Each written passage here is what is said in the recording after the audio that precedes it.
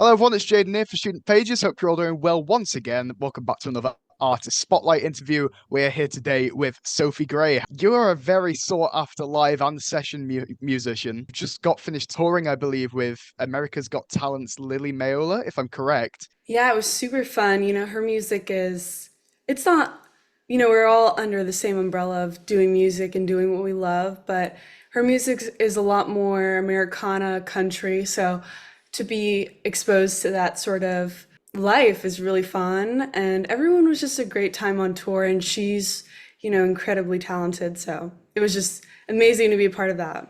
Nah, that's awesome. That's a great experience to have. So, you also do music yourself. So, if you could just give us a bit of a rundown as to how you got into the music industry and broke into that world. Yeah, so I've been writing music for a really long time. I started with classical piano ever since I was really little, and then that kind of developed into playing on the piano just on my free time, doing what I like, playing different chords. And then I went to college, I went to university for pop music in Los Angeles, and I studied under a lot of really honorable jazz musicians, one of them being Patrice Rushen, and she's just a god in piano and music, and she does all of her own production too. So to be surrounded by that kind of talent was very inspirational. And after that, I started releasing my own music, and then I developed this kind of style called Retro Electro, which is a mix of alternative synth wave but with a modern twist to it. So that's kind of where I'm at now, and I'm releasing an EP next week. Yes, it's just another Sonic Monday, right? Exactly. Very cool. So, what can you tell us about the creative process of the EP and what can people look forward to about it? Well, I think one thing you can really look forward to is that it's authentically me. I wrote, produced, arranged the whole thing. I love producing, so that's always part of my process. Another thing is it's just really fun, and it's music that I think is very different, but it's interesting. It's got a lot of different pieces to it. I think if you listen to it a few times, you'll hear, something that you didn't hear the first time. And also just they're really fun subjects, the songs. They're all kind of random, but they all kind of go together at some point. But yeah. No, that's cool. So, you've given me a bit of a rundown as to what your music is, but how would you personally describe the vibe a bit and what do you think makes it stand out? So I'm a keyboardist, so the vibe Mhm. is a lot of synths, very wavy, but it's also very rhythmic, and it's got a lot of cool hits here and there. For the drummers out there, maybe you'll like it. And my whole concept for this EP is that it kind of developed based off this little series that I used to do online called Sonic Mondays, where I would take some of the songs that are going to be on the EP and do a live recording of them in just the whole retro electro Sophie Gray world. So it's this like foreign TV station that basically breaks into your phone, and your phone's glitching, you're on your TikToks, this thing comes on, and it's just another Sonic Monday, and it starts playing this retro electro music. So that's kind of the style, that's kind of the vibe. It's intrusive, but in a good way, I would say. That's really cool. That's really creative. I've never heard anything like that, to be honest. That's really dope. That's awesome. Thank you. So you're still fairly early into the actually getting music out there, but you've evidently had so many amazing experiences along the way already. You're really making a big impression immediately. So how would you say the people in your life have responded to this growth in your life? Have they been very persuasive? Have they said, "Yeah, you're doing the right thing," or have you had any people go, "What are you doing?" I'm sure there's a bit of both. Whenever you're doing something creative, people always question it because it's not a definitive answer. There's no like linear way of like how to get to where you want to be. So that's very scary for people. There's no like senior director of music artists being in a festival. There's no like title like that. So it's all just time. And one thing that my other musician friends agree on is that, as long as you're doing what you love and making music just like an everyday thing, it doesn't become like super scary. It becomes really fun. And, the challenges you face are more like just challenges of challenging what you love, I guess. And so Mm. I just make sure whatever I'm doing is something that I'm passionate about, I really like to do, whether that's playing for other artists, whether that's doing my own music. I just want to make music my center because that's like how I feel. So I think that always reassures me. Like I'm doing what I feel is right. Yeah, no, absolutely. It's a wonderful passion to lead with as well. I think there's so much that can be explored in music about, yourself and your experiences. And I suppose leading on from that, then, has there been any experiences in your life that have led you toward music? Have you gone through anything that maybe you've channeled into what you do now? I mean, well, when I was younger, I wanted to be in video editing. And that was like the thing I always knew I wanted to do something in entertainment, but I had all these different things I liked and I didn't know where to center. And so I used to do a lot of video editing and I still do video edit all of my own music videos. But that was like, I want to do that. And then I was like, oh, I really like songwriting. So I was like, okay, that's also a priority. And so as I was, kind of going through the process, I realized like during COVID, during the pandemic as well, it's like, wow, like music production is basically like video editing and songwriting together because you're just editing all the parts Yeah. together. So that was like kind of the aha moment for me, where it was like, oh wow, like I can just combine things, like some skills I have and some passions I have, I can just combine them and make them into one thing. And I think sometimes people forget that, like, you can really like bring two or three things that you like together and make it your own little job, and people will respect it, and you'll be amazing at it because it's everything that you love to do. And so that's kind of also what this EP is it's like a combination of everything I love to do when it goes to like the fashion of what I'm wearing and the music videos that go with it and the production style and then the songwriting. It's just like it's like a blurb of everything that I've really learned throughout my life and also just what I like to do and just doing it together. Yeah, no, it's great. And it's interesting you mention actually, because I've just got off an interview with a guy called Nick Brooks, and he's a writer, filmmaker, and musician at once. And we were just talking about how sometimes you don't have to just be one thing. If you have multiple passions, it's always possible to combine them. And evidently, that's what you've done as well. You say you like video editing, that comes across, like you said, in making the music videos. There's just so much wonderful stuff in creative industries that can be combined. And I think it's really great that you've managed to connect so much of what you do. Exactly. And why do we need to fit in a category? Everyone always says categories are made up. And I kind of think that's partially true. I think it's easy to say like and that's why I think like a lot of people in every different field and careers like people are surprised like, "Oh wow, like they're the senior executive somewhere, but they're also like one of the world's best cooks or something." And you're like, "Wow, that's so weird." But it's like, "No, actually like maybe that coincides. I don't know." But yeah, Maybe they just like to bake. maybe they do. Yeah, no, absolutely. And another thing you're fantastic at, because again, I always do my little bit of research behind everyone that I talk to. I've taken a look at your social media on Instagram. You have an incredible social media presence. I think like sort of the presence you've built up is really unique and creative. So with social media, then, what is your overall take on it? Because I've spoken to a lot of people who are really quite against the concept of social media, but then I've also spoken to people that love utilizing it and think it's a brilliant tool for creatives. Where do you lie on that spectrum, would you say? Well, it's definitely a double-edged sword because I definitely do hate social media at times. It's a lot of work and it's scary. It's like you're putting yourself out there and people can hide behind their screens and be very judgmental and rude.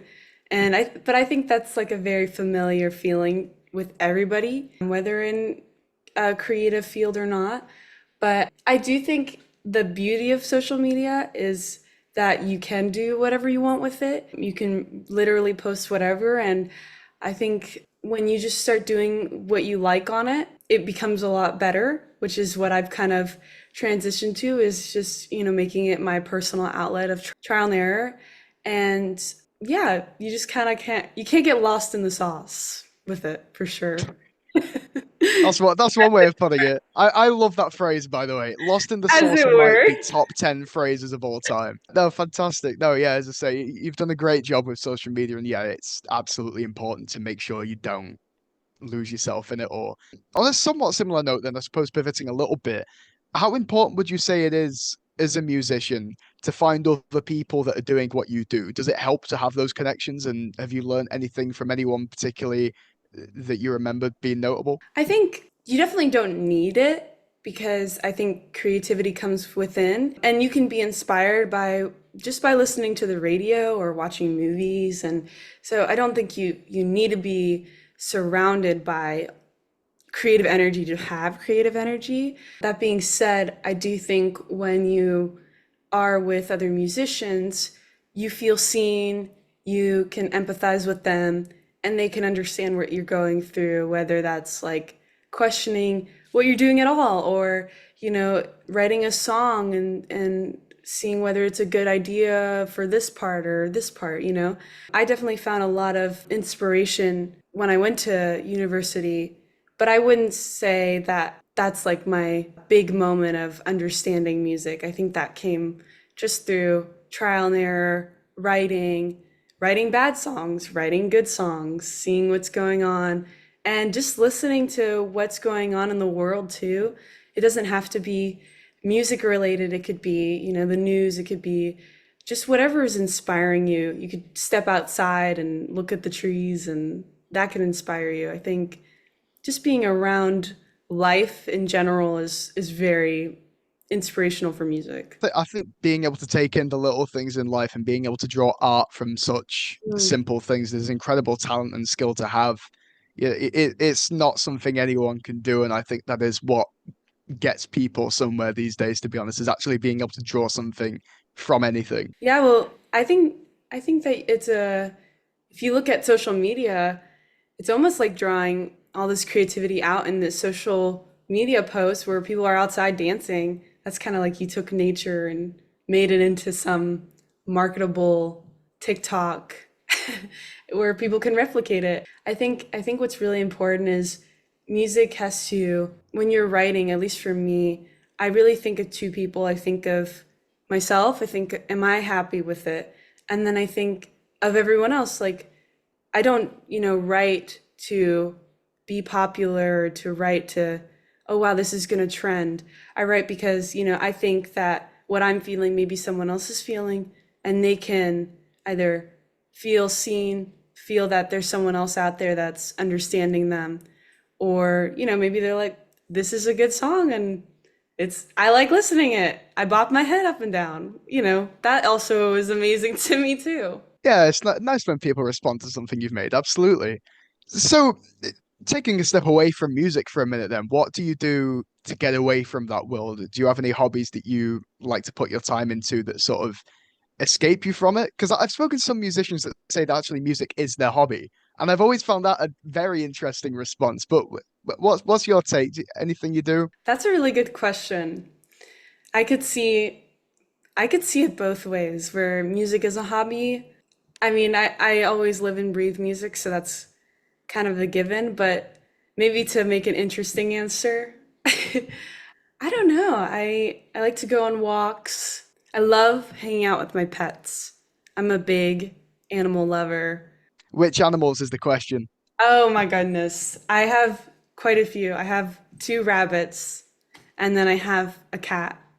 And sometimes I'll just be working and then I'll just lay next to one and be like, "Can I hang out with you?" And usually the answer is no, because they Hmm. know how it The is. minute you said cat, I was like, yeah. Yes, you know how it is. It's the minute you want them to give you attention, they have to run away. So that's kind of what that is. But I don't know. Yeah, I do love hanging out with my cats, my pets, just like living. That makes me sound sad, but I am okay. I'm in Yeah, no, I think there's a beauty to be found in just being able to enjoy life as it is. It's like no, that's not ridiculous at Yeah. all. And phone calls are nice. I'm not a big texter. I think a lot of people, maybe some people feel the same way. Phone calls are so much better. that anxiety of getting a phone call and then picking up and it's like, oh, it's just a friend I know. That's really nice too. So, for students then that want to get into the music industry, that want to break into that world, what advice would you give to someone in that position? I think just keep going because there's a lot of no's in the music industry. As in every job, people always say no. And I've been told no a lot, but I just take those negative things and I just go, you know what? I'm going to just keep pushing. I find comfort knowing that, other people have been where I am and they have continued to do what they love. And that's what's really important. And where there's a will, there's a way. I know these are all like very cliche, but they're very It's true. not wrong. I mean, I'm still navigating it as well, but patience is like so crucial in music because it takes so long for it can either take a really long time to get somewhere or it can just happen like that. So it's very spontaneous, but I think that's what attracts a lot of people to it is that it's very random, it's not normal, and that's also you gotta take those anxious moments and be like, this is exciting, not scary. Yeah. It's nice to live in a little bit of unknown. Yes, I think so. I think it's a good time. Sometimes it can be a little nerve-wracking, but you just got to know it's all part of the plan. You get that in any industry, you know. Exactly. You get it, Jaden. Yeah, exactly, you know, it's how it is.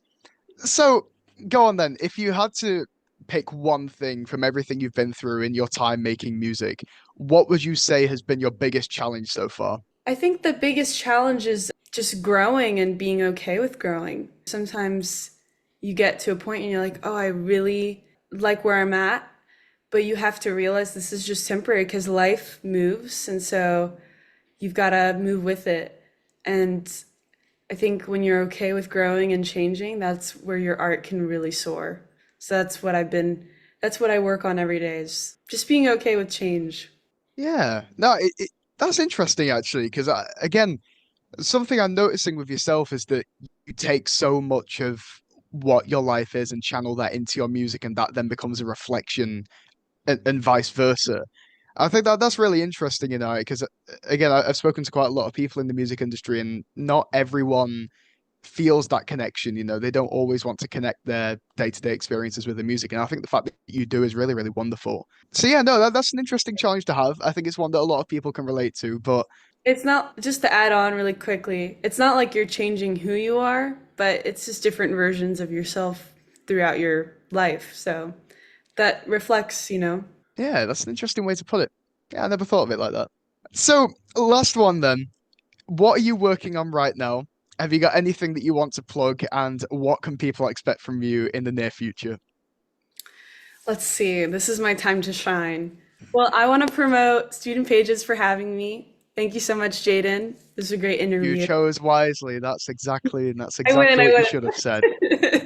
I'm Uh, sliding you the paycheck under the table.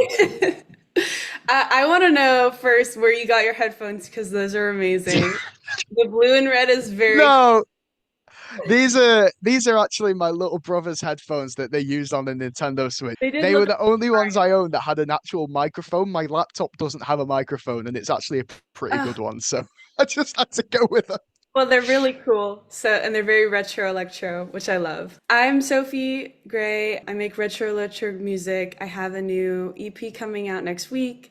So you'd like to tune in. And I hope, you continue doing what you love. And thank you so much for having me. No, thank you so much. It's been fantastic talking to you. Yeah, this was super fun. You had amazing questions. So thank you, Well, Jaden. thank you very much.